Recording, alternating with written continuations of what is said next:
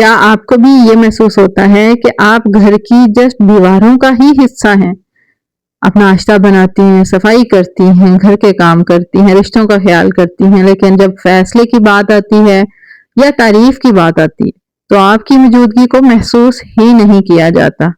बिस्मिल्लाहिर्रहमानिर्रहीम, अस्सलाम वालेकुम वरहमतुल्लाहि वबरकातुहू। मैं हूं Ulfat Munir, founder of self discovery institute, certified life coach और ग्रूमिंग मेंटोर। आज हमारा टॉपिक है इमोशनल इग्नोरेंस। आज से हम in laws dynamics series start कर रही हैं क्योंकि रिसेंटली ही एक हमारी बहुत प्यारी साथी, पुरानी साथी बल्कि सेल्फ डिस्कवरी इंस्टीट्यूट की, उन्होंने मैसेज किया था कि मैम इस पे बात होनी चाहिए। तो अगर आप भी करना चाहती हैं किसी भी टॉपिक पे जो आपका चैलेंज है, जो आपकी प्रॉब्लम है या आपका कंसर्न है, तो आप भी कमेंट सेक्शन में कमेंट कर सकते हो। इस पर वीडियो ज़रूर बनाई जाएगी इंशाल्लाह ताला। तो इस सीरीज का आज फर्स्ट डे है जिसमें हम बात करेंगे कि फीमेल्स क्या रही होती है, उनकी इमोशन ये होती है जब जब भी मेरे से बात होती है और फर्स्ट इंट्रैक्शन में ऑलमोस्ट 70 to 80% फीमेल्स की यही होती है कि हम तो नजर ही नहीं आते ना अपने ससुराल वालों को। और ये फीलिंग ना असल में उनकी फिजिकल अपीयरेंस के लिहाज से नहीं या प्रेजेंस के लिहाज से नहीं बात वो कर रही होती, उनका एहसास ये होता है कि वो इमोशनली इग्नोर की जा रही होती हैं। उनकी फीलिंग्स को इम्पोर्टेंट नहीं समझा जाता, उनकी कोशिशों को एक्नॉलेज नहीं किया जाता, हालांकि दिन भर वो काम कर रही होती हैं, लेकिन कभी भी किसी ने उनसे एहसास में ये नहीं कहा होता कि भाई अब तुम थक गई हो गई बैठ जाओ, या किसी ने ख्याल किया हो, पूछा हो किसी ने किसी भी लिहाज से कि तुम ठीक हो। किसी भी सेंस में उनको एक्नॉलेज नहीं किया जा रहा होता। और बल्कि इन सारी सिचुएशंस में कि जब भले वो थकी हुई हों, सैड हों, किसी भी लिहाज से ओवरलोडेड हों, तो उनका कोई एहसास नहीं कर रहा होता उनकी फीलिंग्स को, उनकी जो डेली रूटीन है जिसमें वो अपनी एफर्ट्स दिखा रही होती हैं उसको एक्नॉलेज नहीं कर रहे होते सब। तो फिर वो क्या करती हैं, फीमेल अपने ही अंदर एक साइलेंट पेन बिल्ड करना स्टार्ट कर देती हैं।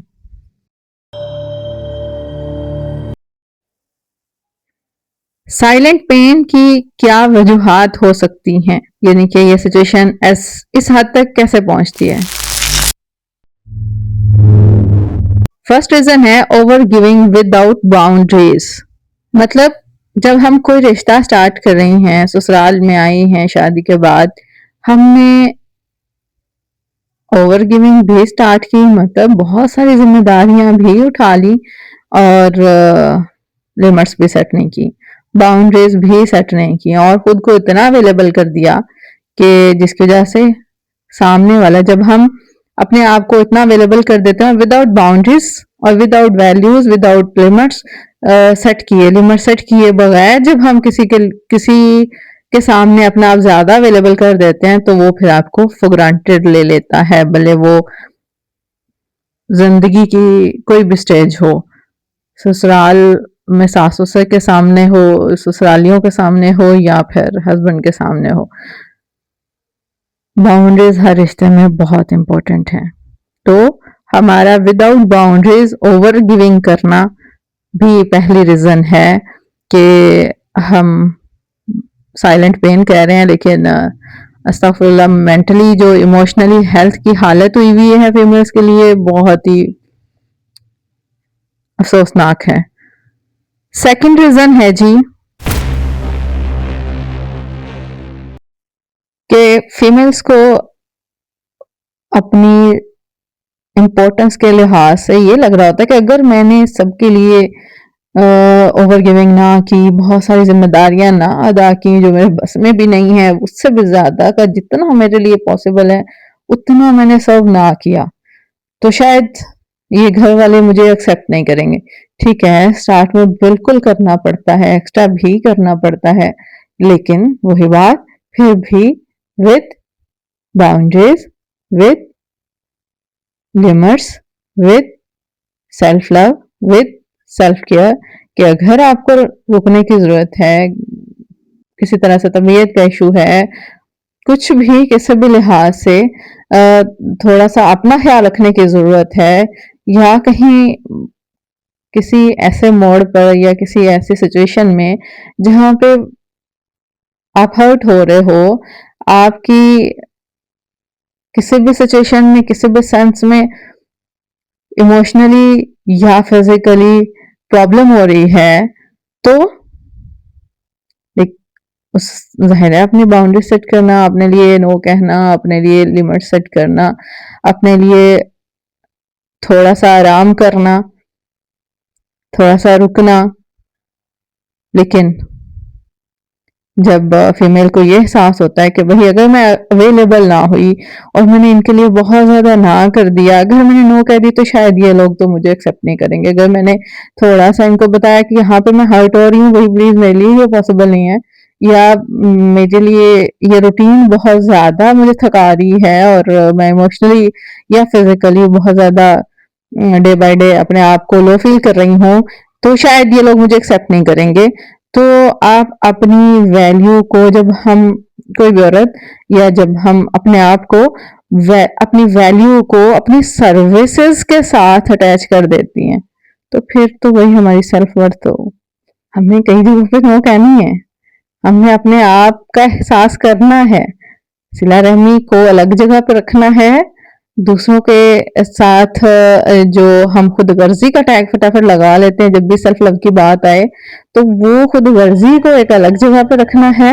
लेकिन जहाँ पे आपको अपने साथ केयर की और अपने साथ थोड़ी सी नरमी की जरूरत है, जहाँ पे अपनी सेल्फ रिस्पेक्ट का ख्याल करने की जरूरत है, वो पॉइंट एक अलग जगह पर रखना। तमाम चीजों को सेपरेट सेपरेट खानों में जमा करने की जरूरत होती है, रखने की जरूरत होती है, इम्पोर्टेंस की समझने की जरूरत होती है। देन आप बहुत क्लियरली सामने वाले का भी ख्याल कर रहे होते हो और अपना भी ख्याल कर पा रहे होते हो, जिसकी वजह से आप ना तो इमोशनली ड्रेन्ड होते हो, ना ही फिजिकली थकते हो, ना ही इमोशनली और फिजिकली ओवरलोडेड होते हो। थर्ड रीजन है हमारा कम्युनिकेशन गैप। जब हमने कामली एक्सप्रेस ही नहीं किया होता सिचुएशंस को, अपनी फीलिंग्स को, कि भाई मुझे भी अप्रिसिएशन की जरूरत है, मुझे मेरे काम को भी सराहा जाने की जरूरत है, मैं चाहती हूँ कि मुझे कोई बताए कि भाई मैंने जो किया है वो कमाल किया है, या जो भी जिस भी लिहाज से मेरी फीलिंग्स को एक्नॉलेज किया जाए, मेरे काम को एक्नॉलेज किया जाए। क्या मुझे कम से कम थोड़ा सा इमोशनल सपोर्ट चाहिए है, कोई मुझे इमोशनली सपोर्ट करे, फिजिकली सपोर्ट चाहिए है। जब हम अपने वर्ड्स को, अपना एहसास बताने के लिए यूज नहीं करते, तो वो क्या है, हमारा कम्युनिकेशन गैप। तो कम्युनिकेशन गैप भी एक बहुत बड़ी रीजन है कि हम इग्नोर किए जा रही होती हैं अपनी सेल्फ वर्थ के लिहाज से भी, और अपनी बाउंड्रीज के लिहाज से भी, और सेल्फ लव के लिहाज से भी, सेल्फ रिस्पेक्ट के लिहाज से भी, और मेंटल पीस के लिहाज से भी। फोर्थ रीजन है जी कल्चरल कंडीशनिंग। हमारी सोसाइटी में अच्छी बहू का मतलब पता क्या समझा जाता है, कि वो खामोश रहे, बर्दाश्त करे, अपना अच्छा बुरा ना बताए, अपनी पसंद नापसंद ना बताए। हत्ता के मतलब बाउंड्रीज को तो प्रॉपर हमें गाली समझा जाता है। बाउंड्रीज क्या है? बाउंड्रीज अब अगर किसी के रूम का एक दरवाजा नहीं है, तो अगर कोई पर्सन जिसके रूम का दरवाजा नहीं था और कोई भी अचानक से आ जाता था कमरे में बगैर बताए भी, और वो प्राइवेसी में किसी भी हालत में, अब वो दरवाजा लगा लेता है तो ताकि वो दरवाजा बंद कर सके, या फिर कम आने वाला दरवाजे को अगर नॉक कर ले, तो ये क्या दरवाजा लगाना, उसने कोई किसी का क्या नुकसान किया है? नहीं भाई, उसने जस्ट अपनी प्राइवेसी की थोड़ी सी हिफाजत की है। लेकिन ये सारे क्या है, हमारी कल्चरल कंडीशनिंग है, जिसकी वजह से फिर ना बाउंड्रीज का ख्याल हुआ, ना वैल्यूज का ख्याल हुआ, ना सेल्फ रिस्पेक्ट का ख्याल हुआ, और यही कंडीशनिंग फिर फाइनली हमारी वॉइस को सप्रेस भी कर देती है और सेल्फ वर्थ को भी कम कर देती है, और सेल्फ रिस्पेक्ट का तो नामा निशान ही नहीं ना रहता। क्योंकि जब हम स्टार्ट से ही खुद को एज एन हेल्पर पेश करती हैं, तो लोग हों या रिश्ते हों, जिस किसी से भी हमारा वास्ता पड़ेगा, वो हमें इंसान समझने की बजाय फैसिलिटी ही समझेगा। और यहाँ पर एक बहुत क्लियर पॉइंट, हत्ता कि अगर हमारी औलाद भी हुई, अगर हमने अपनी औलाद के लिए भी एज एन हेल्पर ही खुद को पेश किया, तो वो भी हमें इंसान नहीं समझेगी। तो हम लोगों से कैसे उम्मीद लगा सकते हैं? तो हमें अपनी पसंद नापसंद, अपनी फीलिंग्स का इजहार करना सीखना होगा। अगर हमने इजहार ना किया तो लोग हमारे जज्बात को इग्नोर मोड पर लगाने में एक सेकंड नहीं लगाते। सो हमें अपने सेल्फ लव का एहसास ना सिर्फ अपने लिए रखना है, क्योंकि ये हमारी सेल्फ रिस्पेक्ट है। जब हम अपने लिए सेल्फ लव का एहसास रखते हैं तो ये हम क्या कर रहे हैं? खुद को रिस्पेक्ट दे रहे हैं। अपने इमोशंस का इजहार करेंगे, वो भी हमारा अपने लिए रिस्पेक्ट का इजहार है। और जो हमें यह एहसास होता है कि लोग हमें इग्नोर कर रहे हैं, या हमारी फैमिली हमें इग्नोर करे, या ससुराल इग्नोर करें, नहीं भाई, लोग हमें उसी तरह ट्रीट करते हैं जिस तरह हम अपने आप को खुद प्रेजेंट कर रहे होते हैं, या हम खुद अपने साथ खुद ट्रीट कर रहे होते हैं। अगर हमने हमेशा खुद को अवेलेबल रखा, अगर हमने अपनी नीड्स एक्सप्रेस नहीं की, तो जाहिर है कैसे लोग हमें प्रिंसेस वाला अटेंशन देंगे, या फिर जब हम खुद को खुद इज्जत नहीं दे रही, जब हम अपनी नीड्स तक को फील नहीं कर रही, तो फिर कोई कैसे कर सकता है हमारे लिए नीड्स फील भी और एहसास भी? वो भी वैसा ही ट्रीट करेगा जैसा कि हम खुद को खुद ट्रीट कर रही हैं। तो अगर आप सेल्फ लव का, सेल्फ रिस्पेक्ट का सफर स्टार्ट करना चाह रही हैं, और खुद के साथ अच्छा ट्रीट करने का इरादा कर रही हैं, खुद को एक वैल्यूएबल पर्सन प्रेजेंट करने का इरादा कर रही हैं, तो सबसे पहला स्टेप होगा जी सेल्फ अवेयरनेस।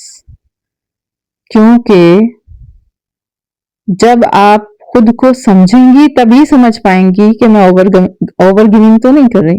क्योंकि आप क्या समझेंगी? आप अपनी एनर्जीज को समझेंगी, अपनी रिस्पॉन्सिबिलिटीज को भी समझेंगी, अपनी काबिलियत को भी समझेंगी, और फिर ही आप समझ पाएंगे कि आप ओवर गिविंग तो नहीं कर रही, आप अपनी नीड्स को इग्नोर तो नहीं कर रही। और जैसे ही अवेयरनेस आती है भाई, डायरेक्टली हमारी हीलिंग स्टार्ट हो जाती है। अवेयरनेस पहला कदम होता है हीलिंग का।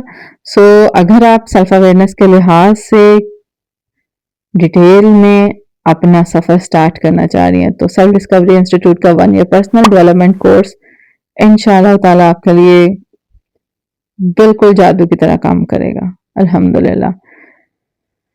और जी सेकंड स्टेप है, पहला था सेल्फ अवेयरनेस, सेकंड है स्मॉल बाउंड्री स्टार्ट करनी है हमें।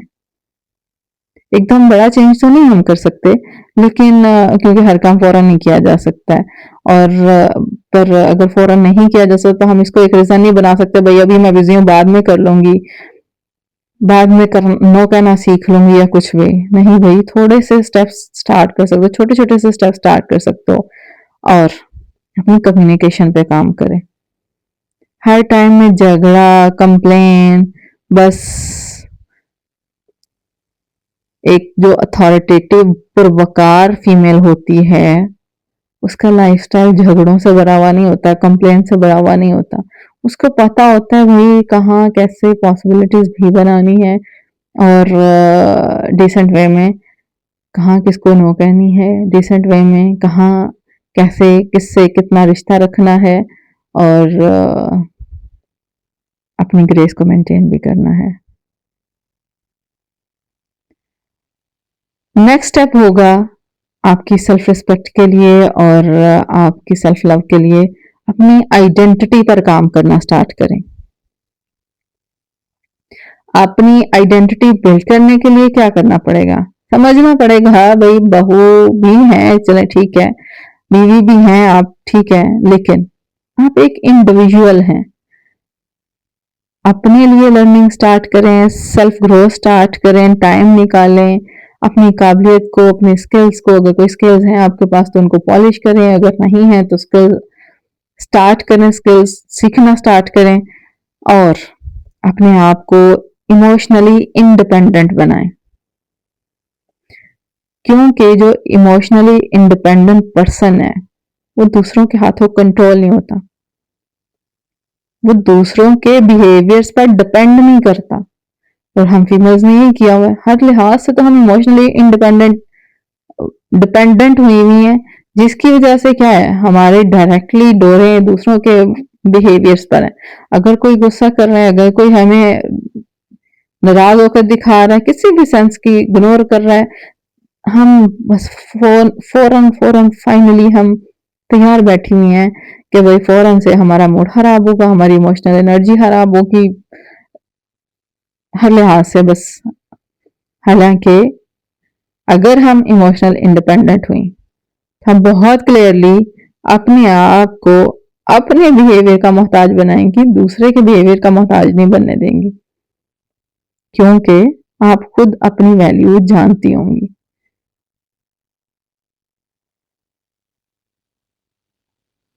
होप सो कि आज की इस फर्स्ट एपिसोड में हमने बहुत क्लियरली समझ पाया है, समझ लिया है कि हम इंशाल्लाह ताला नेक्स्ट अपने आप को इनविजिबल खुद नहीं समझेंगे।